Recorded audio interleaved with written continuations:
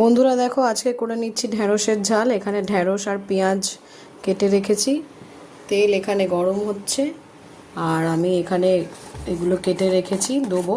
তার আগে সামান্য একটু আমি এখানে দিয়ে নিচ্ছি, দেখো পাঁচ ফোড়ন ফোড়নে দেবো।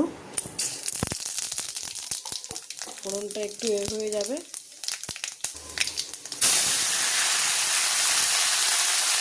দিয়ে দিলাম।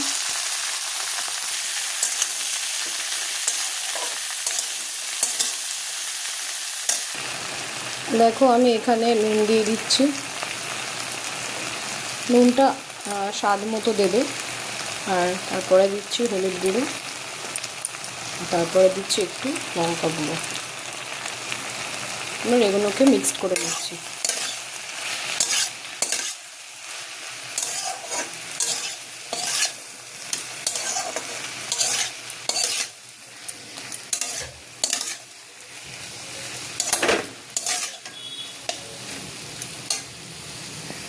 আর দেখো বন্ধুরা, সামান্য পরিমাণ একটু চিনি দিচ্ছি।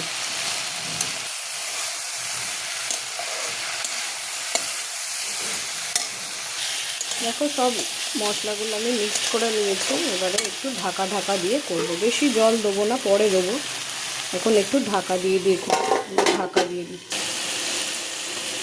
দেখো এখানে একটু ভাজা হয়ে গেছে, অল্প আমি একটু জল অ্যাড করছি।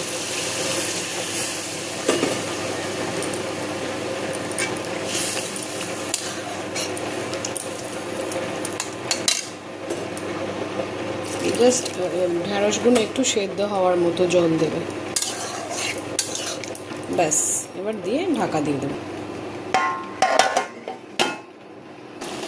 দেখো আমার ঢ্যাঁড়সের ঝাল অলরেডি কমপ্লিট।